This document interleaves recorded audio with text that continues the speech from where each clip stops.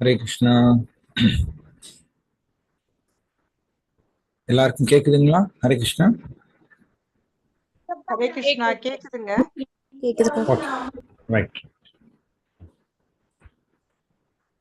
ज्ञानातिमिरान्धकाया चक्षुरुन्मिलितं येन तस्मै श्रीगुरवे नमः। विष्णुपौराय कृष्णप्रस्थाय भूतले श्रीमदे जयप्रतापस्वामिनिधि नामिने आचार्यपादाय निताय कृपप्रदायिनि गौरगददामदाय नगरग्रामदारिये विष्णुपौराय कृष्णप्रस्थाय भूतले श्रीमदे भक्तिवेदान्तस्वामिनिधि नामिने नमस्ते सरस्वती देवे गौरवाणी प्रचारिणे निर्विशेषशून्यवादी पाश्चात्यदेशधारिणे श्रीकृष्ण चैतन्य प्रभु नित्यानन्द श्री अद्वैत गदाधर श्रीवाचार्य गौरभक्तवृन्द हरे कृष्ण कृष्ण कृष्ण हरे हरे हरे राम राम राम हरे हरे. हरे कृष्णा. ஸோ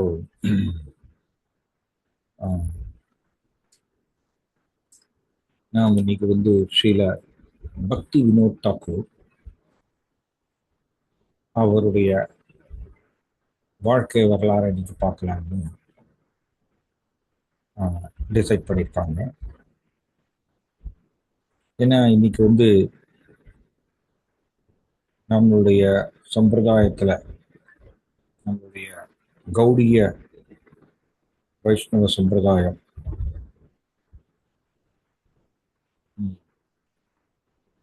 பிரம்ம மத்வ கௌடிய வைஷ்ணவ சம்பிரதாயம்னு சொல்லுவோம். நம்மளுடைய சம்பிரதாயம் பேரு குரு சிஷ்ய பரம்பரா. இந்த குரு சிஷ்ய பரம்பரையில வரக்கூடிய ஒரு முக்கியமான ஆச்சாரியர் ஸ்ரீல பக்தி வினோத் தாக்கூர். அவருடைய நினைவு தினம் இன்னைக்கு பக்தர்கள் எல்லாம் மத்தியானம் வரைக்கும் எல்லாரும் விரதம் இருந்திருப்பாங்க. பிரபுபாதர் எப்படி சொல்லுவாருன்னா, பக்தி வினோத் தாக்கூர் இந்த கிருஷ்ண உணர்வு இயக்கத்தினுடைய முன்னோடின்னு சொல்லுவார், பயனீர்.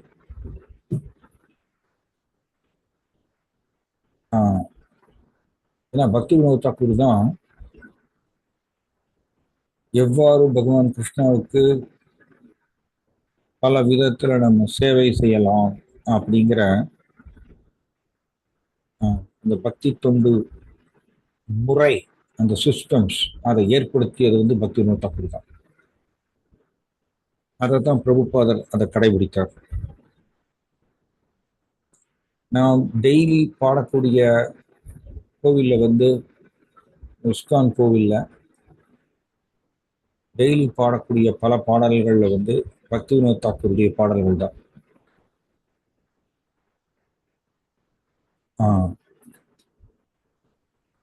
நீங்க பார்த்தீங்கன்னா மத்தியானம் பகவானுக்கு ஜெகநாதருக்கு போக ஆரத்தி நடக்கும். நம்ம கோவில்ல எல்லா இஸ்கான் கோவிலும் மத்தியான ஆரத்தி நடக்கும். மத்தியான ஆரத்தி போக ஆரத்தின்னு சொல்லுவோம். இந்த போக ஆரத்தி சமயத்துல நாங்கள் எல்லாரும் ஒரு பாட்டு பாடுவோம். உங்களுக்கு எல்லாருக்கும் தெரியும் நினைக்கிறேன். யசோமதி நந்தனா பிரஜோபர நாகர கோகுல ரஞ்சன கானா அப்படிங்கிற பாட்டு பாடுவோம். இந்த பாட்டு பக்தி வினோத் தாக்கூர் எழுதியது. பக்தி வினோத் தாக்கூர் 100க்கும் மேற்பட்ட பாடல்களை எழுதியிருக்கார். சைத்தன்ய மகாபிரபு மேலையும் கிருஷ்ணர் மேலையும். சாயங்காலம் பார்த்தீங்கன்னா கௌர ஆரத்தி நம்ம கோவிலில் நடக்கும். எல்லா இஸ்கான் கோவிலையும் சாயங்காலம் கௌர ஆரத்தி நடக்கும். சந்தியா ஆரத்தின்னு சொல்லுவோம். அப்ப ஜெயா ஜெயா கோரா சந்தே ஆரத்தி கோ சோபா அப்படின்னு இந்த பாட்டு. இந்த கௌர ஆரத்தி பாட்டு வந்து எழுதியவர் ஸ்ரீல பக்திவினோத் தாக்கூர். இப்படியாக பக்திவினோத் தாக்கூர் பாடிய பாடல்கள் தான் நம்ம டெய்லி இஸ்கான்ல நம்ம பாடுறோம். அண்ட் பக்திவினோத் தாக்கூர் தான் நம்ம சம்பிரதாயத்தில் அஃப்கோர்ஸ் வந்து சில ரூப கோஸ்வாமி எழுதியிருக்காரு. நாம ஹரிநாமத்தினுடைய மகிமையை வந்து சில ரூப கோஸ்வாமி எழுதியிருக்கார். ஆனால் ஸ்ரீல பக்திவினோத் தாக்கூர் தான் இந்த முதல் ஆச்சாரியர் ஹரிநாம சிந்தாமணிக்கு வந்து இங்கிலீஷ்ல விளக்கம் எழுதினார். ஹரிநாம சிந்தாமணிங்கிறது ஸ்ரீ சைத்தன்ய மகாபிரபு மற்றும் ஹரிதாஸ் தாக்கூர். ஹரிதாஸ் தாக்கூர் உங்களுக்கு எல்லாருக்கும் தெரியும் நினைக்கிறேன். அவர் வந்து ஒரு நாளைக்கு 3 லட்சம் நாமம் ஜபம் செய்வார். ஒரு நாளைக்கு 22 மணி நேரம் ஜபம் செய்வார். அந்த ஹரிதாஸ் தாக்கூர் கூட ஸ்ரீ சைத்தன்ய மகாபிரபு உரையாடுறார். சைத்தன்ய மகாபிரபு ஹரிதாஸ் தாக்கூர் வாயிலிருந்து இந்த ஹரிநாமத்தினுடைய மகிமைகளை வெளியில கொண்டு வரணும்னு சொல்லி ஹரிதாஸ் தாக்கூர்கிட்ட கேள்வியெல்லாம் கேட்கிறார் சைத்தன்ய மகாபிரபு. அப்ப இவங்க 2 பேருக்கும் நடந்த இந்த உரையாடல் தான் ஹரிநாம சிந்தாமணி. இந்த ஹரிநாம சிந்தாமணிக்கு நம்ம கௌடிய சம்பிரதாயத்துல இங்கிலீஷ்ல விளக்கம் எழுதிய முதல் ஆச்சாரியர் ஸ்ரீல பக்திவினோத் தாக்கூர். பக்திவினோத் தாக்கூர் வந்து ஹரிநாம சிந்தாமணிக்கு விளக்கம் எழுதலை அப்படின்னா ஹரே கிருஷ்ண மகாமந்திரத்தினுடைய மகிமைகள், அது நம்ம ஜபம் செய்யும் பொழுது நம்ம கவனிக்க வேண்டிய விதிமுறைகள், நம்ம செய்யக்கூடிய தவறுகள் ஹரே கிருஷ்ண மகாமந்திர ஜபம் செய்யும் பொழுது இது எல்லாமே நமக்கு தெரியாம போயிருக்கும். பக்திவினோத் தாக்கூர் ஹரிநாம சிந்தாமணிக்கு விளக்கம் எழுதினதுனாலதான் ஹரே கிருஷ்ண மகாமந்திரத்துடைய மகிமைகள் நமக்கு எல்லாருக்கும் தெரிய வருகின்றது. அப்படிப்பட்ட அற்புதமான ஆச்சாரியர் இவர் வந்து தன்னுடைய 100க்கும் மேற்பட்ட பாடல்களை அவர் எழுதியிருக்கார். அந்த பாடல்கள் எல்லாருக்கும் ஒரு தொகுப்புல ஒரு தலைப்புல போட்டார். தலைப்புல வந்து எல்லா பாடல்களையும் கொண்டு வந்தார். கல்யாண கல்பதரு அப்படின்னு சொல்லி ரொம்ப ஃபேமஸ் ஒரு தலைப்பு. அதுல நூற்றுக்கணக்கான பாட்டுகளை வந்து அவர் எழுதினார். ஸோ இந்த பக்திவினோத் தாக்கூர் ஆக்சுவலி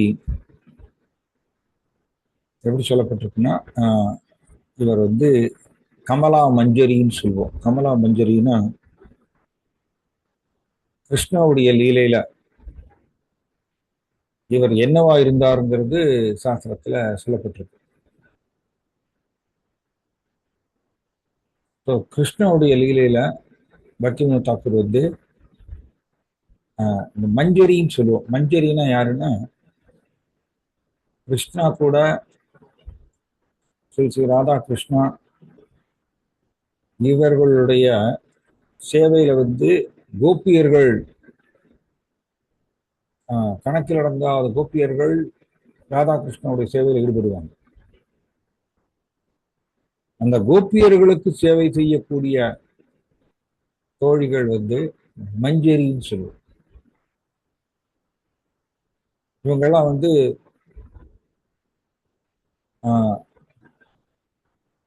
நித்திய சித்தான்னா இவர்களுடைய பொசிஷனை யாரும் ஆக்குப்பை பண்ண முடியாது, இவர்களுடைய இடத்தை யாரும் பிடிக்க முடியாது. இதுதான் நித்திய சித்தான்னு சொல்லுவோம். ஸோ இந்த மஞ்சரி கோபியர்களுக்கு சேவை செய்யறாங்க கிருஷ்ணனுடைய லீலையில. இன்னமும் கோலோக பிருந்தாவனத்துல அப்படிதான். கோலோக பிருந்தாவனத்துல ராதா கிருஷ்ணாவுக்கு சேவை செய்வதற்கு கோபியர்கள் இருப்பாங்க, கோபியர்களுக்கு சேவை செய்வதற்கு மஞ்சரி. இந்த மஞ்சரி தான் இதுல நிறைய மஞ்சரிகள் இருக்காங்க. அதுல ஒரு மஞ்சரி தான் கமலா மஞ்சரி. இந்த கமலா மஞ்சரி தான் ஸ்ரீல பக்தி வினோத் தாக்கூரராக கலியுகத்துல ஆச்சாரியராக அவதரித்திருக்கார்.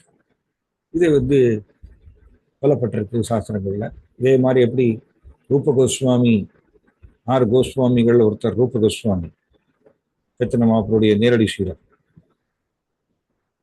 இந்த ரூப கோஸ்வாமியும் கிருஷ்ணனுடைய லீலையில ரூப மஞ்சரின்னு சொல்லுவாங்க. ஸோ இவங்கெல்லாம் சாதாரண ஒரு ஜீவாத்மாக்கள் கிடையாது.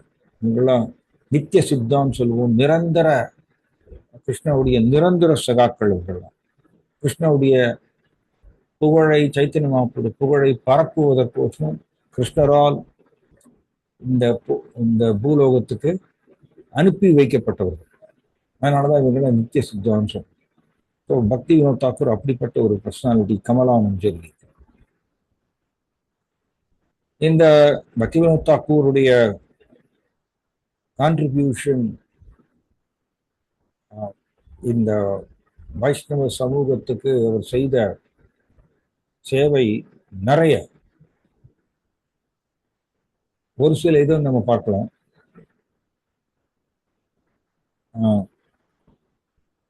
பக்தி வினோத் தாக்கூர் அவர் மாயாப்பூர்ல அவர் ஆக்சுவலி ஒரு கிரகஸ்தராக இருந்தார். அண்ட் மாயாப்பூர்ல தன்னுடைய ஃபேமிலி கூட இருந்து அண்ட் சைத்தன்ய மகாபிரபு பற்றி, கிருஷ்ணரை பற்றி நிறைய பாடல்கள் எழுதிட்டே இருப்பார். ஒரு தடவை இப்ப நீங்க பார்க்கலாம், கோத்ரும தீபான்னு சொல்லி நவத்வீபம், மாயாப்பூர்ல நவத்வீபம் இருக்கு. நவத்வீபம்னா 9 தீபகற்பங்கள், 9 தீவுகள்னு சொல்லி நடுவுல மாயாப்பூர் இருக்கு. அந்தர்த்வீபம்னு சொல்லி. இந்த மாதிரி ஒவ்வொரு தீபகற்ப, ஒவ்வொரு ஐலாண்டுக்கும் தீவுக்கும் ஒரு பேர் இருக்கு. சிமந்த்வத்வீப், அந்தர்த்வீப், ஜானுத்வீப், இந்த மாதிரி பேர் இருக்கு. ஸோ பக்தி வினோத் தாக்கூர் காலத்துக்கு முன்னாடி வரைக்கும் சைத்தன்ய மகாபிரபுடைய அவதரித்த இடம் யாராலையும் கண்டுபிடிக்கப்பட முடியவில்லை.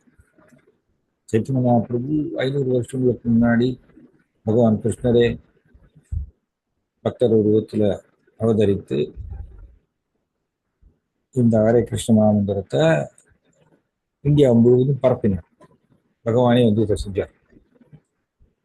ஆனா சைத்தன்ய மகாபிரபுடைய பர்த் பிளேஸ், அவர் எந்த இடத்துல அவதரித்தார் அப்படிங்கிறது யாராலையும் கண்டுபிடிக்க முடியல. பட் அவருக்கு எல்லாருக்கும் தெரியும், அவர் வெஸ்ட் பெங்கால், மேற்கு வங்காளத்துல சைத்தன்ய மகாபிரபு அவதரித்தார்ங்கிறது எல்லாருக்கும் தெரியும். பட் இந்த குறிப்பிட்ட இடம் எந்த இடம்ங்கிறது யாராலும் கண்டுபிடிக்க முடியல. ஒரே குழப்பமா தான் இருந்தது பக்தி வினோத் தாக்கூருடைய காலத்துக்கு முன்னாடி வரைக்கும். பக்தி வினோத் தாக்கூர் தன்னுடைய வீட்டில் உட்கார்ந்துட்டு அவர் நிறைய பாடல்கள் எழுதுவார். பகவான் சைத்தன்ய மகாபிரபு நோக்கி. அதான் ரொம்ப ஃபேமஸ் பாட் ஆக்சுவலி. ஜெயோ ஜெய கோரா சந்தர் ஆரத்திக்கோ சோபான்னு சொல்லி சந்தியா ஆரத்தி சாயங்காலம் எல்லா இஸ்கான் டெம்பிளையும் பாடக்கூடிய இந்த பாட்டு பக்தி வினோத் தாக்கூர் எழுதியது. இது என்ன சொல்லப்பட்டிருக்குன்னா, பக்தி வினோத் தாக்கூருக்கு இந்த பாட்டுல அப்படியே அவருக்கு தர்ஷனம் கிடைச்சதாமா. அந்த தர்ஷனம் கிடைச்சது தான் அப்படி பாட்டா எழுதியிருக்காரு. அப்படி எழுதிட்டு இருக்கும் பொழுது பக்திவினோத் தாக்கூர் பார்க்குறாரு, ஆகாயத்துல வானவில் வந்து ஒரு இடத்துல வந்து இறங்குறது. வானவில் ஒரு இடத்துல இறங்குறத பார்த்த உடனே இவர் ரொம்ப நாளா தேடிட்டே இருந்தார் சைத்தன்ய மகாபிரபுடைய பர்த் பிளேஸ் எங்க எங்க எங்கன்னு. ஆனா இவருக்கும் ஒரு ஊர்ஜிதம், ஒரு கன்ஃபார்ம்டா ஒன்று கிடைக்கல. இந்த இடம் கிடைக்கல எங்கன்னு. ஸோ பக்திவினோத் தாக்கூர் பார்க்கிறார், தன்னுடைய வீட்டில இருந்து ஜன்னல் வழியா பார்க்கிறாரு. கங்கா அங்க ஓடிட்டு இருக்கு. மாயப்பொருளை போய் பார்க்கலாம். கோத்ரும தீபா அப்படிங்கிறது பக்திவினோத் தாக்கூருடைய வீடு அங்கதான் இருக்கு. இன்னமும் இருக்கு பக்திவினோத் தாக்கூருடைய வீடு. இந்த கோத்ரும தீபா அவருடைய வீட்டு ஜன்னல் வழியா பார்க்கிறார். வானவில் வந்து கங்கைக்கு அந்த பக்கம், அந்த கரையில வந்து இறங்குறத பார்க்கிறார். வானவில் இறங்குறத பார்த்த உடனே பக்திவினோத் தாக்கூர் அவர் வந்து அந்த இடத்துக்கு போய் பார்க்கிறார். அது என்ன இடம்னு போய் கண்டுபிடிக்கிறார். அவருக்கு சந்தேகம், இந்த இடம் தான் சைத்தன்ய மகாபிரபுடைய பர்த் பிளேஸா இருக்கும்னு அவருக்கு ஒரு சந்தேகம். ஸோ பக்திவினோத் தாக்கூர் அந்த இடத்துக்கு போறார். அண்ட் அங்க இருக்கக்கூடிய மக்கள்கிட்ட விசாரிக்கிறார். எந்த இடத்துல வானவில் இறங்கியதோ அந்த இடத்துல போய் அவர் விசாரிக்கிறார், இது என்ன இடம் அப்படின்னு. தென் மக்கள்லாம் சொல்றாங்க, அந்த இடத்துக்கு போகாதீங்க, அந்த இடத்துல வந்து கோஸ்ட் இருக்கு, பேய் இருக்கு, நீங்க அங்க போகாதீங்கன்னு சொல்லி அவங்க சொல்றாங்க. அந்த இடத்துல ஒரே துளசி செடி நிறைய வளர்ந்துருக்கும், துளசி செடி நிறைய முளைச்சிருக்கும். அண்ட் அங்க கோஸ்ட் இருக்கு, அங்க நீங்க போகாதீங்க அப்படின்னு சொல்றாங்க மக்கள். ஸோ இவருக்கு உடனே புரிகிறது, துளசி செடி நிறைய வளர்ந்துருக்கும் அப்படின்னா இதுதான் சைத்தன்ய மகாபிரபு பர்த் பிளேஸா இருக்குன்னு சொல்லி இவர் அந்த இடத்துக்கு போறார். இங்க எத்தனை பேர் வந்து மாயாப்பூர் போயிருக்கீங்க? கை உயர்த்துங்க பார்க்கலாம். டிஜிட்டல் கை உயர்த்துங்க பார்க்கலாம். யாராவது இங்க மாயாப்பூர் போயிருக்கீங்களா? நாங்க போயிருக்கோம் பிரபு. நான் போயிருக்கேன் பிரபு. சரி, right right, nice nice. So கொஞ்சம் பேர் கை உயர்த்திருக்காங்க. சைத்தன்ய மகாபிரபுடைய birth place. Okay, right right. So மீதியம்ல போல இருக்கு. சரி, பரவாயில்ல, நைஸ். நெக்ஸ்ட் டைம் நீங்க வந்து சைத்தன்ய மகாபிரபுடைய பர்த் பிளேஸ் நீங்க போய் தரிசனம் பண்ணுங்க. ரொம்ப அருமையான ஒரு இடம். ஓகே, இன்னும் நிறைய பேர் கை உயர்த்திருக்காங்க. ஓகே, ஸோ இந்த பக்திவினோத் தாக்கூர் இவர் என்ன பண்றாரு, அங்க இருக்கிற மக்கள்கிட்ட எல்லாம் விசாரிக்கிறார். அவங்க எல்லாம் சொல்றாங்க, இங்க துளசி அதிகமா முளைச்சிருக்குங்க, இங்க கோஸ்ட் இருக்கு, நீங்க இங்க போகாதீங்கன்னு சொல்றாரு. ஸோ பக்திவினோத் தாக்கூருக்கு புரியுறது, துளசி அதிகமா முளைச்சிருக்கு அப்படின்னா இந்த இடம் தான் சைத்தன்ய மகாபிரபுடைய பர்த் பிளேஸா இருக்கணும்னு அவர் இந்த இடத்துக்கு போய் பார்க்குறாரு. துளசி முளைச்சிருக்கு. ஸோ அவருக்கு ரொம்ப ஒரு வானவில் இறங்கியது வேற அந்த இடத்துல தான். அண்ட் துளசி செடி நிறைய முளைச்சிருக்கு. தென் இவருக்கு வந்து ஒரு அசைக்க முடியாத நம்பிக்கை, இந்த இடம் தான் சைத்தன்ய மகாபிரபுடைய பர்த் பிளேஸா இருக்கணும் அப்படின்னு ஒரு அசைக்க முடியாத நம்பிக்கை. ஆனா இதை கன்ஃபார்ம் பண்றதுக்கு என்ன பண்றதுன்னு சொல்லி தன்னுடைய குரு, பக்திவினோத் தாக்கூருடைய குரு ஜெகநாத் தாஸ் பாபாஜி மகாராஜ்,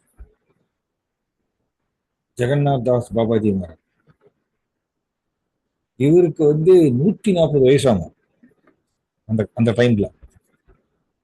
ஜெகநாத் தாஸ் பாபாஜி மகாராஜ் வந்து 140 வயது உடையவராக இருந்ததுனால அவரால் நடக்க முடியாது. உடம்பு அப்படியே வில்லு மாதிரி வளைஞ்சிருக்கும், தூண் போட்டிருக்கும். 140 வயசு. அண்ட் அவர் இமையெல்லாம் வந்து திறக்க முடியாதாங்க. ஏன்னா அவ்வளவு உடம்புல ஸ்ட்ரென்த்ல தளர்ந்து போயிட்டார். 140 வயசுல எப்படி இருப்பாங்க? ஸோ இவர் பக்திவினோத் தாக்கூருடைய குரு ஜெகநாத் தாஸ் பாபாஜி மகாராஜ் அவர்கிட்ட போய் எதுவும் சொல்லலை. தன்னுடைய குருவை இங்க கூட்டிட்டு வருவோம், அவர் என்ன சொல்றாருன்னு பார்க்கலாம். இந்த இடம் சைத்தன்ய மகாபிரபு பர்த் பிளேஸ்ன்னு அவர் சொல்லட்டும், நம்ம இதை ஏற்றுக்கலாம் அப்படின்னு சொல்லி ஜெகநாத் தாஸ் பாபாஜி மகாராஜா அவரால் நடக்க முடியாது, அவரை தூக்கி ஒரு கூடையில உட்கார வைக்கிறார். ஜெகநாத் தாஸ் பாபாஜி மகாராஜுடைய பிக்சர்லாம் நீங்க பார்த்துருப்பீங்க நம்ம கோவில்ல. ஜெகநாதருடைய கர்ப்ப கிரகத்துல கீழே ஆச்சாரியர்களுடைய பிக்சர்லாம் வச்சிருப்பாங்க, அதுல நீங்க பார்க்கலாம். அது ரொம்ப வளைஞ்சுதான் இருக்கும் உடம்பு, கண்ணெல்லாம் திறக்க முடியாது. ஸோ இப்படிப்பட்ட ஜெகநாத் தாஸ் பாபாஜி மகாராஜா கூடையில உட்கார வச்சு அந்த கூடையை தலை மேல வச்சுட்டு பக்திவினோத் தாக்கூர் அவரை தூக்கிட்டு வர்றார். இந்த இடத்துக்கு கொண்டு வர்றார். தான் எந்த இடம் சைத்தன்ய மகாபிரபு பர்த் பிளேஸ்ன்னு அவர் நம்புறாரோ அந்த இடத்துக்கு பக்திவினோத் தாக்கூர் அவரை கொண்டு வர்றாரு. கொண்டு வந்த உடனே ஜெகநாத் தாஸ் பாபாஜி மகாராஜ் 140 வயசு, அவர் நடக்க முடியாது. அவருக்கு கண்ணு இமையெல்லாம் மூடிக்குமாமா, கண்ணு திறக்க முடியாது. அப்படிப்பட்டவர் இந்த இடத்துக்கு வந்த உடனே தலையில வச்சிருக்காரு கூடையிலிருந்து குதிக்கிறாரம்மா. ஜெகநாத் தாஸ் பாபாஜி மகாராஜ் கூடையிலிருந்து கீழே குதிச்சு இந்த இடத்துக்கு வந்த உடனே அவர் ஹரி போல் ஹரி போல் ஹரி போல்னு ஒரு ஜம்ப் பண்ணி டான்ஸ் ஆடுறாரு. உடனே பக்திவினோத் தாக்கூருக்கு புரிகிறது, தன்னுடைய குரு மகாராஜ் ஜெகநாத் தாஸ் பாபாஜி மகாராஜ் இவருடைய கன்ஃபர்மேஷன் நம்மளுக்கு கிடைச்சாச்சு. இந்த இடம் தான் சைத்தன்ய மகாபிரபு பர்த் பிளேஸ் அப்படிங்கிறது அவருக்கு கன்ஃபார்ம் ஆயிடுச்சு. ஏன்னா ஜெகநாத் தாஸ் பாபாஜி மகாராஜுக்கு என்ன சொல்லுவாங்கன்னா, அவருக்கு ஒரு அடைமொழி கொடுப்பாங்க. அவருடைய காலத்துல இருக்கக்கூடிய வைஷ்ணவ மக்கள்லாம் சேர்ந்து ஜெகநாத் தாஸ் பாபாஜி மகாராஜுக்கு ஒரு அடைமொழி கொடுப்பாங்க. என்ன அடைமொழின்னா சித்த ஜெகநாத் தாஸ் பாபாஜின்னு சொல்லுவாங்க. சித்தா அப்படின்னா ரொம்ப பக்குவம் அடைந்தவர். சித்தானா இந்த சித்த மருத்துவம் அது இல்லை. சித்தா அப்படின்னா சமஸ்கிருதத்துல பக்குவம் அடைந்த ஒரு பாபாஜி. அதனால சித்த பாபாஜின்னு கூட சொல்லுவாங்க. அப்படிப்பட்ட பக்குவம் அடைந்த ஒரு சிறந்த பக்தர் ஜெகநாத் தாஸ் பாபாஜி மகாராஜ். அவர் கன்ஃபார்ம் பண்ணிடுறாரு, இந்த இடம் தான் சைத்தன்ய மகாபிரபு பர்த் பிளேஸ்ன்னு. அவர் தன்னுடைய உற்சாகத்தை தெரிவிக்கிறார். கூடையிலிருந்து கீழே குதிச்சு அரிபோல்னு சொல்லி டான்ஸ் ஆடுறார். பக்திவினோத் தாக்கூருக்கு தீர்மானம் ஆயிடுச்சு, இதுதான் Chaitanya Mahaprabhu birth place. So நம்ம சைத்தன்ய மகாபிரபுக்கு ஒரு பெரிய கோவில் கட்டணுங்க அப்படின்னு சொல்லி பக்திவினோத் தாக்கூர் ஒவ்வொரு வீடா போகிறாராம். ஒவ்வொரு வீடா போய் ஒரு டொனேஷன் கலெக்ட் பண்ணி வராமா. எப்படி கலெக்ட் பண்ணி வராமா, ₹1 மேல வாங்க மாட்டாராம். இந்த காலத்துல 1900 அந்த பீரியட்ல ₹1 மேல அவர் வாங்க மாட்டார். ஏன்னா எல்லோருடைய சேவையும் இதுல ஈடுபடுத்த வேண்டும். சைத்தன்ய மகாபிரபுடைய கோவில் கட்டுறதுக்கு எல்லோருடைய பங்கு இருக்கணும்னு சொல்லி அவர் ஒவ்வொருத்தையும் வீடு வீடா கதவு தட்டி, சைத்தன்ய மகாபிரபுக்கு நான் இந்த கோவில் ஒன்று கட்டுறேன், அதற்கு நீங்க டொனேஷன் கொடுங்க அப்படின்னு சொல்லி ஒவ்வொரு ரூபா வாங்கிட்டு வருவார். அதெல்லாம் சேர்த்து தான் அவர் கட்டினார் இந்த கோவிலை. அப்படி வரும்பொழுது பக்திவினோத் தாக்கூர் நவத்வீபம் மாயாப்பூர்ல இருந்து கல்கட்டாவுக்கு வர்றார். கல்கட்டாவிலையும் நிறைய பேர்கிட்ட அவர் டொனேஷன் கேட்கிறார் சைத்தன்ய மகாபிரபுடைய கோவில் கட்டுறதுக்கு. அப்படி வரும்பொழுது பிரபுபாதாவுடைய வீட்டுக்கு வர்றாரு. பிரபுபாதாவுடைய அப்பா கௌர் மோகன் டே எப்படி நீங்க எல்லாரும் படிச்சிருப்பீங்க பிரபுபாதாவுடைய வாழ்க்கை வரலாறுல. பிரபுபாதாவுடைய அப்பா கௌர் மோகன் டே சைத்தன்ய மகாபிரபுடைய சிறந்த பக்தர். அப்படிப்பட்ட சைத்தன்ய மகாபிரபுக்கு ஒரு அற்புதமான கோவில் ஒண்ணு கட்ட போறார் பக்திவினோத் தாக்கூர்னு சொல்லி வீட்டுக்கு வராரு. பிரபுபாதா சின்ன குழந்தையாம. பிரபுபாதா ஜஸ்ட் 4 வயது குழந்தை. அபாய் சரண். 4 வயது குழந்தை. இதை பிரபுபாதர் பிற்காலத்துல தன்னுடைய சிஷ்யர்கள்ட்ட சொல்றார். நான் 4 வயது குழந்தையா இருக்கும் பொழுது என்னுடைய வீட்டுக்கு பக்தி வினோத் தாக்கூர் வந்திருக்காரு. எங்க அப்பாட்ட வந்து ₹1 டொனேஷன் கேட்டிருக்காரு சைத்தன்ய மகாபிரபுக்கோசரம் கோவில் கட்டுறதுக்கு. எங்க அப்பா வந்து ஏதாவது கௌர் மோகன் டே ₹10 கொடுத்தாராமா. ₹1 அவர் கேட்டிருக்காரு, இவர் ₹10 கொடுத்திருக்காரு. அந்த காலத்துல எல்லாம் பெரிய அமௌண்ட் ₹10.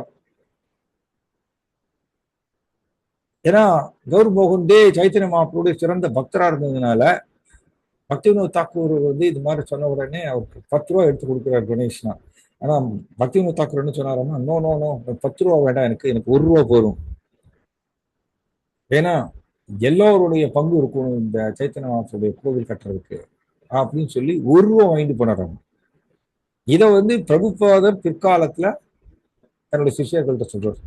ஏன்னா பிரபுபாதர் அப்ப சின்ன குழந்தையாம், 4 வயது குழந்தை. ஸோ இப்படி ஒவ்வொரு வீடா போய் ₹1 கலெக்ட் பண்ணி பக்தி வினோத் தாக்கூர் சைத்தன்ய மகாபிரபுக்கு அற்புதமான கோவில் கட்டுறார். அதுதான் இப்ப நம்ம யோக பீடம் அப்படின்னு சொல்றோம். யோக பீடம் அப்படிங்கிறது சைத்தன்ய மகாபிரபுடைய பர்த் பிளேஸ். இத கண்டுபிடித்து கோவில் கட்டியவர் பக்தி வினோத் தாக்கூர் தான். அதனாலதான் நீங்க மாயாப்பூர்ல இந்த யோக பீடம் அங்க போனீங்கன்னா பக்தி வினோத் தாக்கூருடைய ஞாபகார்த்தமாக பக்தி வினோத் தாக்கூர் தானே இதை கண்டுபிடிச்சு இது பண்ணியிருக்காரு. அதனால பக்தி வினோத் தாக்கூருக்கு ஒரு சின்ன ஒரு கோவில் அங்க கட்டியிருப்பாங்க.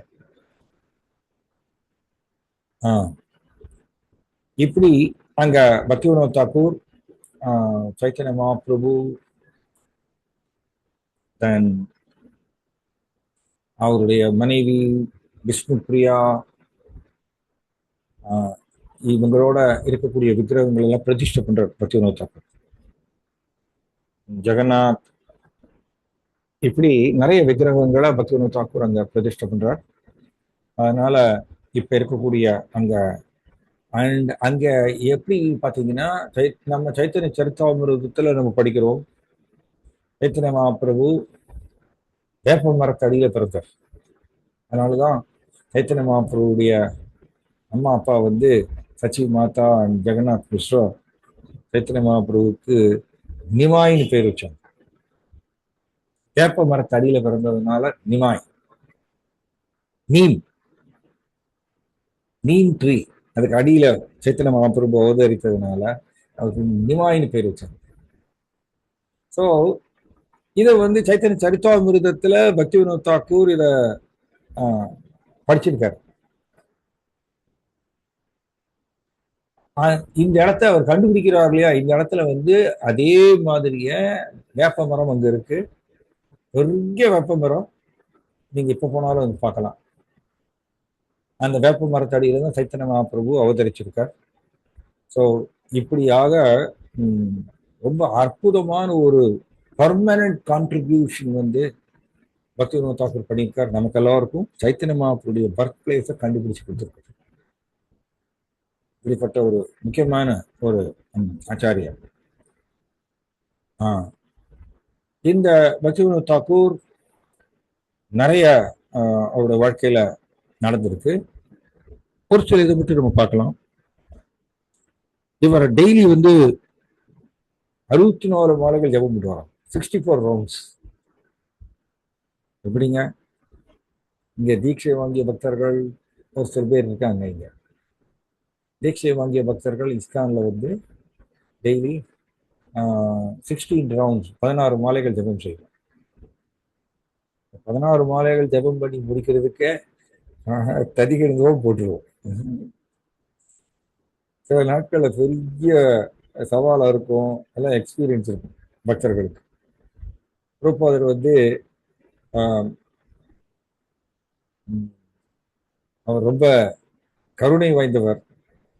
கலியுக மக்கள் நமக்கு அவ்வளவு அந்த தீர்மானமான அந்த உறுதி கிடையாதுனால பிரபுபாதர் குறைச்சி மினிமம் 16 ரவுண்ட்ஸ் அப்படின்னு கொண்டு வந்தார்.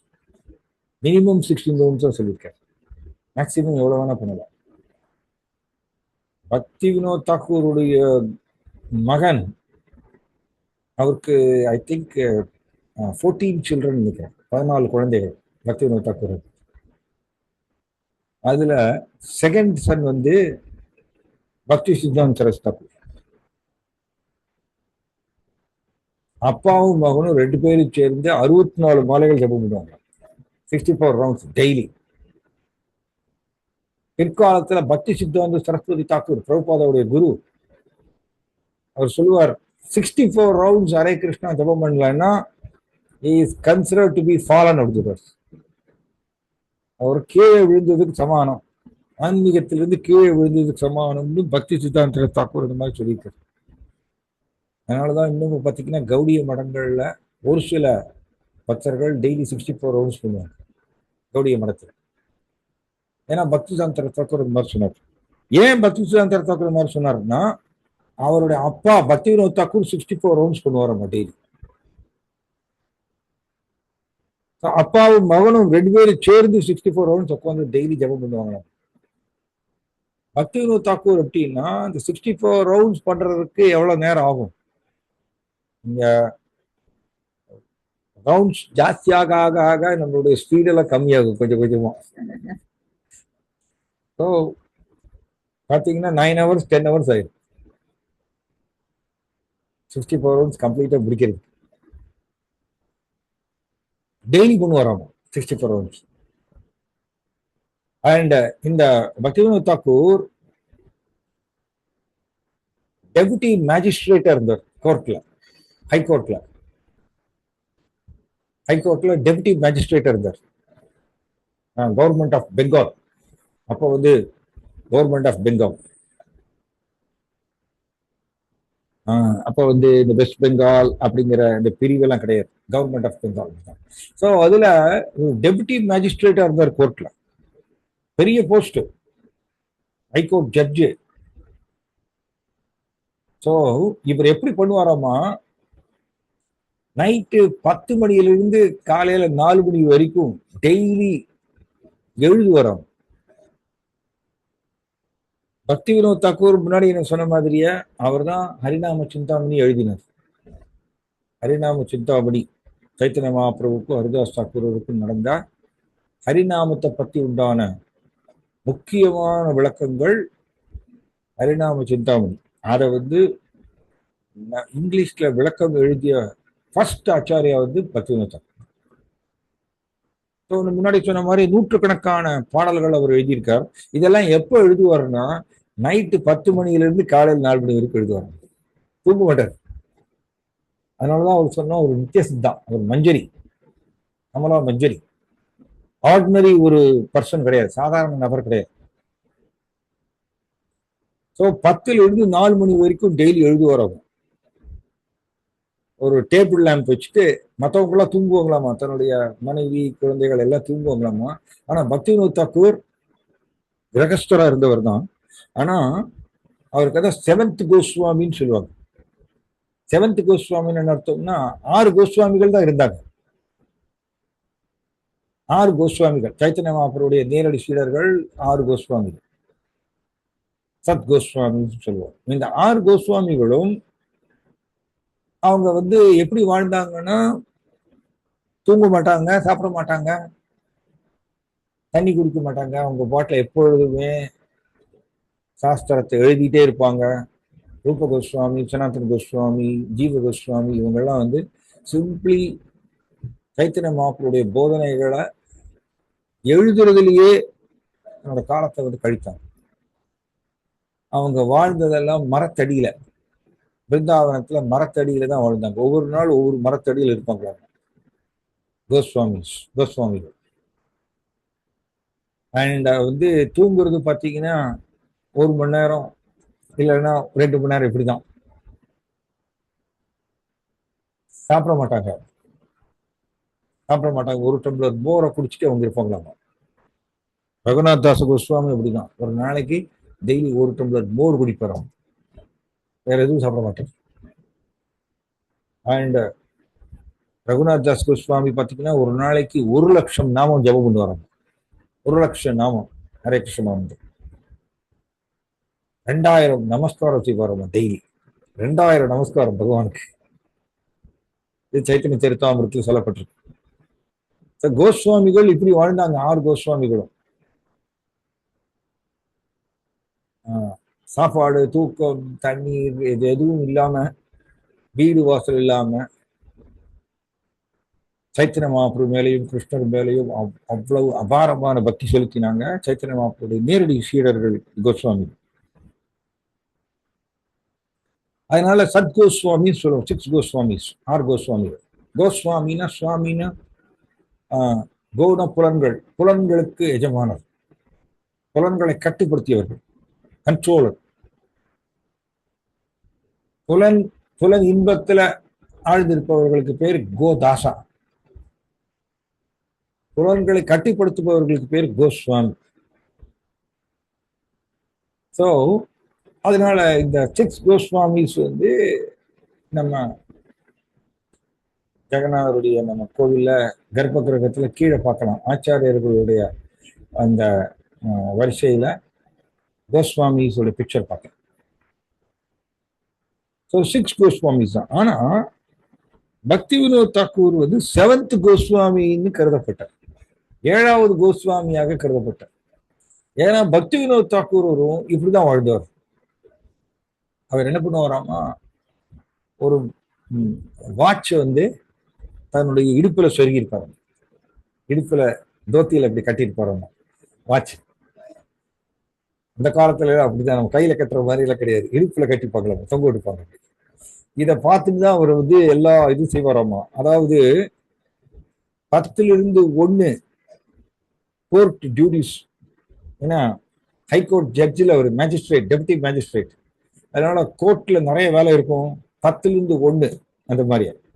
அகைன் 2லிருந்து 5 வந்து கோர்ட் டியூட்டிஸ். கோர்ட் டியூட்டிஸ்ல எப்படின்னா, எப்படி சொல்லப்பட்டிருக்குன்னா, இப்ப இருக்கிற மாதிரி கோர்ட்ல ஜட்ஜி பண்ற மாதிரி இல்லைங்க. பல வருஷ கணக்குல கேஸ் எழுத்துருவாங்க. 25 வருஷம் 30 வருஷம் கேஸ் எழுத்துருவாங்க. யார் கேஸ் போட்டாங்களோ அவங்களே இறந்து போயிடுவாங்க. பாட்டு கேஸ் ஓடிட்டு இருக்கு. அந்த மாதிரிதான் நம்ம இந்தியா கோர்ட்ல இருக்கக்கூடிய ஜட்ஜ் எல்லாம் அப்படிதான் பணம் வாங்கிப்பாங்க அந்த மாதிரி. ஆனா பக்தி வினோத் தாக்கூர் ஜட்ஜா இருக்கும்போது எப்படின்னா, ஒரு கேஸ் வந்து 3 நிமிஷம் கேட்பாராமா. கேஸுடைய ஹிஸ்டரி 3 நிமிஷம் கேட்பாராமா. அவ்வளவு ஷார்ப் அவர் பக்தி வினோத் தாக்கூர். 3 நிமிஷத்துல இந்த கேஸுடைய ஹிஸ்டரியை வந்து புரிஞ்சுட்டு 2 நிமிஷத்துல ஜட்ஜ்மெண்ட் எழுதிடுவாராமா, தீர்ப்பு, நீதிபதியுடைய தீர்ப்பு 2 நிமிஷத்துல எழுதிடுவாராமா. 5 நிமிஷத்துல ஒரு கேஸ் முடிச்சிருவாராமா. ஒரு நாளைக்கு அவர் வந்து 50 கேசஸ்க்கு மேல வந்து தீர்ப்பு எழுதிடுவாராம். அவ்வளவு ஷார்ப்பாங்க. பக்தி வினோத் தாக்கூருக்கு முன்னாடி கோர்ட்ல எந்த ஒரு போலி ஆசாமியும் நிக்க முடியாதாம். இப்ப எல்லாம் வந்து அப்படிலாம் கிடையாது. இங்க கோர்ட் ஜட்ஜுக்கு முன்னாடி ஃப்ராடு பண்றவங்க, கொலை பண்ணவங்க, இவங்க எல்லாமே வந்து அவங்களுக்கோசரம் வாதாடுவதற்கு வக்கீல் இருப்பாங்க.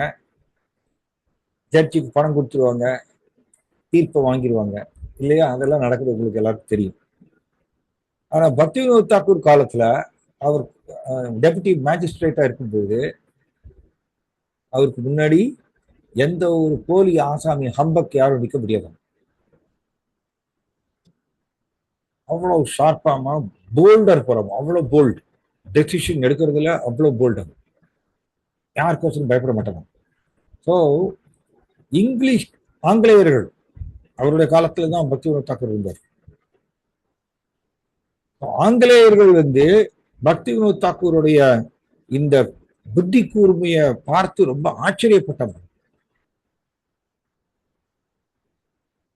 5 நிமிஷத்துல ஒரு கேஸ் பிடிச்சிருவாரு, தீர்ப்பு எழுதிடுவாரு. அண்ட் அவ்வளவு பர்ஃபெக்டா இருக்குவாம அந்த கேஸ்ல எந்த ஒரு தவறுதலும் இருக்காதாமா. இப்படி இவருடைய புத்தி கூர்மையை பார்த்துட்டு ஆங்கிலேயர்கள் என்ன பண்ணாங்களாமா, பக்தி வினோத் தாக்கூர் என்ன பண்ணாராமா, ஒரு உரிய இதுல வந்து காலத்துல அவருக்கு டெபுட்டி மேஜிஸ்ட்ரேட் போஸ்ட்ல இருந்து ரிசைன் பண்றாரு. எனக்கு போரும், நான் மீதி காலத்தை வந்து சைத்தன்ய மகாபிரபுடைய புகழை பரப்புறதுக்கு, அவருடைய புகழ் லீலைகளை எழுதுறதுக்கு நான் காலம் செலவழிக்கணும்னு சொல்லி அவர் தீர்மானம் பண்ணி பக்தி வினோத் தாக்கூர் வந்து ரிசைன் பண்றாரு டெபுட்டி மேஜிஸ்ட்ரேட் போஸ்ட்ல இருந்து. பிரிட்டிஷ் கவர்மெண்ட், ஆங்கிலேயர்கள் என்ன பண்ணாங்களாம்னா, இவர் வந்து நவத்வீபத்தில் இருக்கார். இவருடைய ஜாப் எங்கன்னு கேட்டீங்கன்னா பூரியில வந்து டெபுட்டி மேஜிஸ்ட்ரேட்டா இருந்தார், ஒரிசா. ஸோ பிரிட்டிஷ் கவர்மெண்ட் என்ன பண்ணாங்களாம், ஆங்கிலேயர்கள் பக்தி வினோத் தாக்கூர் ரிசைன் பண்றாருன்னு கேள்விப்பட்ட உடனே கேதார்நாத், அவர் பேர் கேதார்நாத் தத்தா, அவருடைய official name Kedarnath Datta. So இவர் விடக்கூடாதுன்னு சொல்லிட்டு அவருக்கு வசதி செஞ்சு கொடுத்தாங்க. நவத்வீபம், தட் இஸ் மாயாப்பூர், வெஸ்ட் பெங்கால், இங்க இருந்து பூரி, ஒரிசாவில் இருக்கக்கூடிய பூரி, அதற்கு வந்து ஸ்பெஷல் ட்ரெயின் இவருக்கோசரம் விட்டாங்க. பக்தி வினோத் தாக்கூர் டெய்லி இந்த கோர்ட் டியூட்டி வந்து செய்யறதுக்கோசரம் அவருக்கு வசதி செஞ்சு கொடுத்தாங்க. அந்த காலத்துல மெட்ரோ ட்ரெயின் போட்டாங்க இவருக்கோசரமே. மெட்ரோ ட்ராக், ரயில்வே ட்ராக் போட்டு மெட்ரோ ட்ரெயின் விட்டாங்களாம். பக்தி வினோத் தாக்கூர் அதில் போயிட்டு வருவாராமா. நானே அதை பார்த்துருக்கேன். நவத்வீபத்தில் வந்து நவத்வீப் பரிக்கிரமா நடக்கும் வருஷம். சைத்தன்ய மகாபிரபு லீலைகள் செய்த இடங்கள் எல்லாம் 7 நாட்கள் போய் தரிசனம் செய்வாங்க பக்தர்கள், மார்ச் மாசத்துல, பிப்ரவரி மார்ச்ல. ரொம்ப வருஷத்துக்கு முன்னாடி ஐ திங்க் 2004 இல்லை, ஆக்சுவலி 98 அந்த பீரியட்ல, 98 அந்த பீரியட்லாம் வந்து நான் மாயாப்பூர் பரிக்கிரமாவுக்கு போகும்பொழுது நானே பார்த்துருக்கேன். இந்த பிரிட்டிஷ் கவர்மெண்ட் வந்து பக்தி வினோத் தாக்கூர் கோசம் போட்ட ஸ்பெஷல் இந்த railway track, metro railway track, நவத்வீபத்திலிருந்து அது பூரி வரைக்கும் போகும். அது நானே பார்த்துருக்கேன். அதுலதான் அவர் போயிட்டு வருவாராமா. அதுக்கப்புறம் கொஞ்ச காலத்துக்கு அப்புறம் அந்த மெட்ரோ ட்ராக் எடுத்துட்டாங்க, இப்ப எல்லாம் இல்லை. ஸோ ஆங்கிலேயர்களே வந்து பக்தி வினோத் தாக்கூருடைய புத்தி கூர்மையை ரொம்ப அப்ரிஷியேட் பண்ணாங்க, அவ்வளவு ஷார்ப்பான. ஸோ இப்படிப்பட்டவர் பார்த்தீங்கன்னா எவ்வளவு ரோல் செஞ்சிருக்காரு பாருங்க. அதனாலதான் இது 7th கோஸ்வாமின்னு சொல்றோம், 7வது கோஸ்வாமி. 10 to 1 கோர்ட்டுடைய டியூட்டிஸ், 1 to 2 வந்து வீட்டில் வந்து பிரசாதம் சாப்பிட்றது அப்படி. And again 2 to 5 court duties. எல்லாமே அவர் இடுப்புல ஒரு வாட்ச் தொங்க விட்டுருப்பாரு, அதை பார்த்து எல்லாம் செய்வார், அவ்வளவு ஷார்ப். ஸோ கோர்ட்லயும் வந்து அவ்வளவு ஷார்ப்பா இருப்பார். கேசஸ் அவ்வளவு சீக்கிரமா முடிக்கிறார். 50 கேசஸ் ஜட்ஜ்மெண்ட் கொடுத்துறாரு. நைட்டு பார்த்தீங்கன்னா 10 to 4 எழுதுவார் சாஸ்திரத்தை.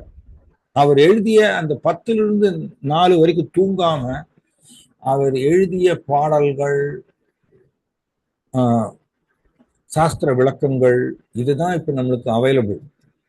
அதுதான் நம்ம வந்து படிச்சு தெரிஞ்சுக்கிறோம். கௌடிய வைஷ்ணவ தத்துவம்னா என்ன, சைத்தன்ய மகாபிரபுனா யாரு, ஹரே கிருஷ்ண மந்திரம் எப்படிப்பட்டது, இப்படிங்கிற இந்த மகிமையெல்லாம் நமக்கு எப்படி தெரிய வருதுன்னா, இவர் வந்து 10லிருந்து 4 வரைக்கும் தூங்காம டெய்லி எழுதிய இந்த சாஸ்திரத்தை வச்சுதான். அதுக்கப்புறம் அவர் என்ன பண்ணுவாராமா, 4 to 4:30 ஒரு அரை மணி நேரம் தூங்குவாராமா. 4 to 4:30 காலையில. தென் அகைன் அவர் வந்து குளிச்சுட்டு 5 o'clock இருந்து 7:30 வரைக்கும் ஜபம் பண்ணுவாராம். ஒரு ஷெட்யூல் இருக்குங்க. இந்த ஷெட்யூல் பார்த்தீங்கன்னா தலை சுற்றும். எப்படி ஒரு 64 மாலைகள் 64 ரவுண்ட்ஸும் பண்ணி முடிச்சுட்டு கோர்ட் டியூட்டிஸையும் பார்த்துட்டு பிளஸ் 14 சில்ட்ரன் 14 குழந்தைகள் குடும்பத்தையும் பார்த்துட்டு பிளஸ் இவர் வந்து ஜெகநாத் டெம்பிள் பூரி ஜெகநாத் டெம்பிளுடைய ட்ரஸ்டியா இருந்தார். இப்ப இருக்கக்கூடிய பூரி ஜெகநாத் டெம்பிள் நாளானைக்கு வந்து ரத யாத்திரா பூரி ஜெகநாத் பூரியில ரத யாத்திரா. ஸோ இந்த பூரி ஜெகநாத் டெம்பிள்ல இவர் வந்து ட்ரஸ்டியா இருந்தார் அந்த காலத்துல. அண்ட் இவர் என்ன பண்ணாராமா, ஜெகநாதருடைய வழிபாட்டு முறைகளை எல்லாம் கொஞ்சம் திருத்தி அமைச்சாராம். ட்ரஸ்டியா இருந்ததுனால அவருக்கு அந்த பவர் இருந்தது. எப்படி இத்தனையும் செஞ்சாரு, அதான் ஆச்சரியம். இப்பயும் நம்மளுக்கு தலை சுத்துவோம், எப்படி பண்ணாரு. 64 ரவுண்ட்ஸையும் பண்ணிட்டு கோர்ட் டியூட்டிஸையும் பார்த்துட்டு பிளஸ் 10 to 4 உட்காந்து ரைட்டிங்ஸ் எழுதிட்டு எப்படி பண்ணாரு, எப்படி டைம் கிடைச்சது அப்படின்னு கேள்வி கேட்டீங்கன்னா பதில் கிடைக்காது. அவர் நித்திய சுத்தான்னு சொல்றோம். அவர் வந்து கமலா மஞ்சரி ஆர்டினரி பர்சனாலிட்டி கிடையாது. அப்புறம் என்ன பண்ணுவாராமா, 9 to 10 வந்து அதற்கும் டைம் கொடுத்தாராமா. இப்ப இந்த கட்சிக்காரங்கன்னு சொல்லுவாங்க, ஜட்ஜை பார்க்கறதுக்கோசரம் வீட்டுக்கு வருவாங்க,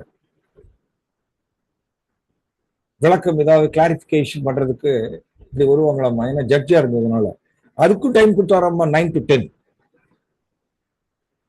அப்படி யாரும் இல்லைன்னா அந்த டைம்ல என்ன பண்ணுவாராமா, இவரே சாஸ்திர ரீதியா ரொம்ப கஷ்டமான கேள்விகளை இவரே சொல்லிட்டு அந்த கேள்விக்கு அவரே பதில் சொல்லுவாராமா. ஆனா பாக்குறவங்களுக்கு அவரே பேசிக்கிற மாதிரி இருக்கும். ஆனா அவரே சில கேள்விகளை போட்டு அவரே பதில் சொல்வாராமா. அது எல்லாத்தையும் ரெக்கார்ட் பண்ணி புஸ்தகமா வெளியிட்டிருக்காங்க. பக்தி வினோத வாணி வைபவான்னு ஒரு பெரிய புஸ்தகம் இருக்கு, நான் அதை படிச்சிருக்கேன். பக்தி வினோத வாணி வைபவா அப்படி தவத்திரு பக்தி விகாஸ் சுவாமி மகாராஜ் வந்து அதை வந்து பப்ளிஷ் பண்ணிருக்காரு. இந்த பக்தி வினோத வாணி வைபவா வந்து எப்படின்னா ரொம்ப நுணுக்கமான கஷ்டமான கேள்விகள், அதற்கு பக்தி வினோத் தாக்கூர் கொடுத்த பதில் இப்படிதான் இருக்கும். அதுல அவரே கேள்விகள் போட்டு அவரே ஆன்சர் பண்ணுவார். அது எல்லாத்தையும் அவர் எழுதியிருக்கார். இது வந்து காலையில 9 to 10 கட்சிக்காரங்க யாரும் அவரை பார்க்கறதுக்கு வரலைன்னா இவர் அந்த டைம் பயன்படுத்துவார். அதுக்கு முன்னாடி பாத்தீங்கன்னா அவர் வந்து 2 சப்பாத்தி சாப்பிடுவாராமா, 1 கிளாஸ் மில்க் குடிப்பாராமா, அவ்வளவுதானே. இப்படி பக்தி வினோத் தாக்கூர் டெய்லி ரொட்டீன்ஸ் இப்படி இருந்தது. அது எப்படி அவர் செஞ்சாரு, டெய்லி எப்படி அவருக்கு டைம் கிடைச்சது, இதற்கு நமக்கு விளக்கம் கொடுக்க முடியாது. அதான் ஒரு எக்ஸ்ட்ராடினரி, ரொம்ப அசாதாரணமான ஒரு நபர். திரும்பவும் உங்களுக்கு ஞாபகப்படுத்துறேன், என்ன பண்ணார், 64 மாலைகள் டெய்லி ஜெபம் பண்ணார். ஹைகோர்ட்டுடைய டெப்டி மேஜிஸ்ட்ரேட் ஜட்ஜா இருந்தார். கோர்ட்டுலையும் ரொம்ப ஷார்ப்பா எல்லா கேசஸும் தீர்மானம் பண்ணார், ஜட்ஜ்மெண்ட் கொடுத்தார். 10 to 4 உட்காந்து சாஸ்திரங்களுக்கு விளக்கம் எழுதியிருக்கார், பாடல்கள் எழுதியிருக்கார். அண்ட் ஜெகநாத் பூரி டெம்பிளுடைய ட்ரஸ்டியா இருந்து நிறைய வழிபாட்டு முறைகள்ல மாற்றம் செஞ்சிருக்கார்.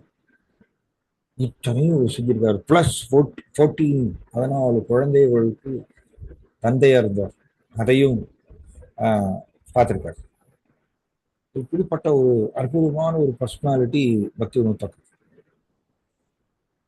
அவரை பத்தி இன்னும் ஒரே ஒரு லீலை, அதோட நான் முடிச்சிடுறேன். இவரோட வந்து டெபுட்டி மேஜிஸ்ட்ரேட்டா இருக்கும் பொழுது இவரோட காலத்துல ஒரு அஷ்டாங்க யோகி இருந்தார், பிசி கிசேன் அப்படின்னு சொல்லுவாங்க, பிசி கிசேன். அதனால அவருக்கு பேர் என்னன்னா ஃபல்கு பகவான் கூட சொல்லுவாங்க. ஃபல்கு பகவான் போலி பகவான், ஃபல்குன்னு போலி. இந்த பிசி கிசேன் வந்து பெரிய அஷ்டாங்க யோகி, பெரிய பயங்கர ஜடா முடி வச்சிருப்பாராமா. இவர் என்ன பண்ணுவாராமா, நிறைய மேஜிக் எல்லாம் பண்ணுவாராமா, சித்தி. மக்களுக்கு முன்னாடி தலையில இருந்து ஃபயர் கொண்டு வருவாராமா, அண்ட் ஃபயர் மேல உட்கார் வராமா. அப்படி அந்தரத்துல ஃபயர் மேல உட்கார் வரும், கையில இருந்து ஆப்பிள் கொண்டு வருவாரோ. இந்த மாதிரி நிறைய சித்தி வேலைகள்லாம் பண்ணிட்டு இருந்தாரு இந்த பிசிகிசேன். அண்ட் அதனால இவர் என்ன பண்ணாராமா, அனௌன்ஸ்மெண்ட் பண்ணாராமா, நான் ஆங்கிலேயர்களை வந்து வெளியில விரட்டி நான் தான் வந்து ஒரிசா ஃபுல்லா ராஜாவா இருக்க போறேன் அப்படின்னு அனௌன்ஸ் பண்ணாராம். அண்ட் மேலும் சொன்னாராமா பிசிகிசேன், நான் தான் பகவான் மகாவிஷ்ணு அப்படின்னு சொன்னாராம். இவர் வந்து நிறைய சித்திகள் பண்றதுனால அந்த ஒரிசால இருக்கக்கூடிய குட்டி குட்டி ராஜாக்கள்லாம் வந்து அந்த காலத்துல ராஜாக்கள் தான், ஆங்கிலேயர் காலத்துல குட்டி குட்டி ராஜாக்கள்லாம் வந்து பயந்து நடுங்குவாங்களாமா. இந்த பிசிகிசேனை வந்து எதிர்க்கிறதுக்கு யாரும் கிடையாது. ஓப்பனா இவர் சொன்னாராமா, ஆங்கிலேயர்களை வெளியில விரட்டுவேன், நான் வந்து ராஜாவாக போறேன் ஒரிசாவுக்கு, நான் தான் மகாவிஷ்ணு அப்படின்னு சொல்றேன். இதை கேட்ட உடனே ஆங்கிலேயர்கள் பார்க்குறாங்க, இங்கிலீஷ் பீப்புள், என்னடா இது, இந்த பிசிகிசேன் நமக்கு எதிராக சவால் விடுறாரு, நம்மளுடைய ராஜ்யம் கவர்மெண்ட்டை வந்து ஸ்மாஷ் பண்றதுக்கு பிளான் பண்ணிட்டு இருக்காரு, இவரை எப்படியாவது வெளியில தரணும்னு சொல்லி இந்த ஆங்கிலேயர்கள் இங்கிலீஷ் பீப்புள் என்ன பண்ணாங்க, டெபுட்டி கமிஷனரை கூப்பிட்டு நீங்க ஏதாவது பண்ணணும் அப்படின்னு சொன்னாங்க. இந்த பிசிகிசேனை எப்படியாவது அரெஸ்ட் பண்ணி ஜெயில போடணும். ஆனா பிசிகிசேனை பக்கத்துல தொடர்றதுக்கு யாருக்கும் தைரியம் இல்லையோ, ஏன்னா அவரு வந்து அவ்வளவு சித்திகள் நிரம்பியவராக இருந்தாரு. முன்னாடி சொன்ன மாதிரி ஃபயர் மேல உட்காருவார், எல்லாம் பண்ணுவாங்க. ஸோ இந்த டெபுட்டி கமிஷனர் என்ன பண்ணாரு, இது ஆங்கிலேயர்களுடைய ஆணை, எப்படி இதை பூர்த்தி செய்யறது, நிறைய இடத்த ட்ரை பண்ணியிருக்காரு, யாருமே முன் வரலையாமா. பிசிகிசேனை அரெஸ்ட் பண்றதுக்கு ஒருத்தர் முன் வர மாட்டேங்கிறாங்க, பயம் ஏதாவது பண்ணிட்டு வரும். கடைசியில் இந்த டெபுட்டி கமிஷனர் என்ன பண்ணாரு, பக்தி வினோத் தாக்கூரை பத்தி அவருக்கு தெரியும். அப்போ பக்தி வினோத் தாக்கூர் டெபுட்டி மேஜிஸ்ட்ரேட்டா இருந்தார். ஸோ பக்தி வினோத் தாக்கூரை கூப்பிட்டு நீங்க வந்து அப்ப என்ன பண்றாருன்னா, எப்படி இருக்குன்னா, பக்தி வினோத் தாக்கூர் தன்னுடைய மகன் பக்தி சித்தாந்த் சரத் தாக்கூர், அப்ப வந்து விமல் பிரசாத் தத்தா பையன் பேரு, உட்கார்ந்து 2 பேரும் 64 ரவுண்ட்ஸ் பண்ணிட்டு இருக்காங்க. அந்த டைம்ல இந்த டெபுட்டி கமிஷனர் வீட்டுக்கு வர்றாரு பக்தி வினோத் தாக்கூரை பாக்குறதுக்கு. வந்த உடனே பக்தி வினோத் தாக்கூர் சொல்றாரு, எதுவுமே சொல்றதுக்கு முன்னாடி சொல்றாரு, என்ன சொல்றாருன்னா, உங்களை வந்து ஆங்கிலேயர்கள் உங்களை அனுப்பி வச்சாங்களா அப்படின்னு கேட்கிறாரு. இங்கிலீஷ் பீப்புள், அவங்க பிரிட்டிஷர்ஸ் வந்து உங்களை அனுப்பி வச்சாங்களான்னு கேட்கிறாரு. ஷாக் ஆயிடுச்ச மாதிரி இருக்கு டெபுட்டி கமிஷனர், இவருக்கு எப்படி இது தெரிஞ்சது? பக்தி வினோத் தாக்கூர் சொல்றாரு, எனக்கு எல்லாமே தெரியும், நான் இந்த சவாலை நான் எடுத்துக்கிறேன், ஆனா நான் ஆங்கிலேயர்களுக்கோசரம் நான் இந்த சவால் எடுக்கல, கௌடிய சம்பிரதாயத்துடைய மகிமையை வந்து நிலைநிறுத்துவதற்கோசரம் நான் இந்த சவால் எடுத்துக்க போறேன் அப்படின்னு சொல்லி பக்தி வினோத் தாக்கூர் இதை எடுத்துக்கிறாரு. பக்தி வினோத் தாக்கூர் நிறைய பேரை கூப்பிடுறாரு பிசிகிசேனை அரெஸ்ட் பண்றதுக்கு, ஆனா யாரும் வரமாட்டேங்கிறாங்க, பயப்படுறாங்க. ஸோ பக்தி வினோத் தாக்கூர் தனியா போறாரு, தனியா அவரை அரெஸ்ட் பண்றதுக்கு போறாரு. பிசிகிசேன் ஒரு பெரிய மர்ம ஜாலம்ல நிரம்பி இருக்கு, குகையில இருக்காரு. இந்த பிசிகிசேனை பாக்குறதுக்கு தனியா போறாரு பக்தி வினோத் தாக்கூர். பக்தி வினோத் தாக்கூர் போய் ஸ்ட்ரைட்டா சொல்றாரு, என்ன சொல்றாருன்னா, இங்க ஏன் மகாவிஷ்ணு சொல்லிட்டு இருக்கீங்க, மகாவிஷ்ணு இங்க உட்கார்ந்துருக்காரு, பூரியில ஜெகநாதரா உட்கார்ந்துருக்காரு, அவர்தான் மகாவிஷ்ணு, நீங்க அவர் தரிசனம் பண்றதுக்கு நீங்க வாங்கல, நீங்க ஏன் நீங்க மகாவிஷ்ணு எல்லாரும் சொல்லி மக்களை குழப்பறீங்க?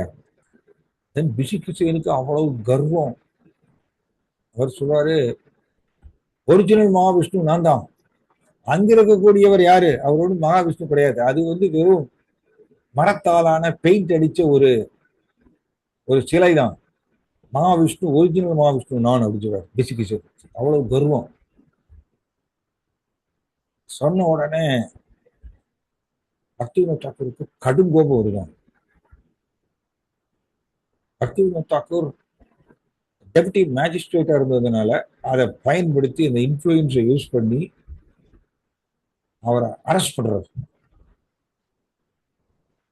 பிசிகிசேனை அரெஸ்ட் பண்ணி ஜெயில கொண்டு போய் போட்டுறாரு. போட்டு அந்த காலத்துல 70 போலீஸ்மென் 70 போலீஸ்காரர்களை வச்சு அவரை ஜெயில கண்காணிக்கிறார்.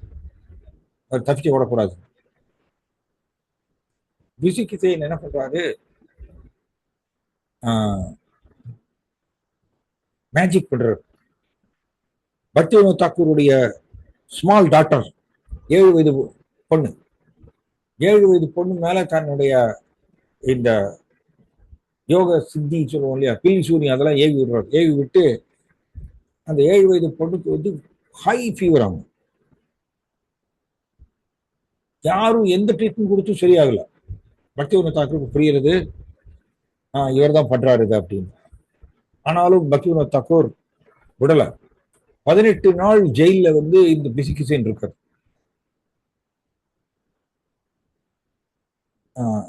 அந்த 18வது நாள் வந்து பக்திவினோத் தாக்கூருக்கு ஹை ஃபீவர், எந்திரிக்க கூட முடியலையாமா.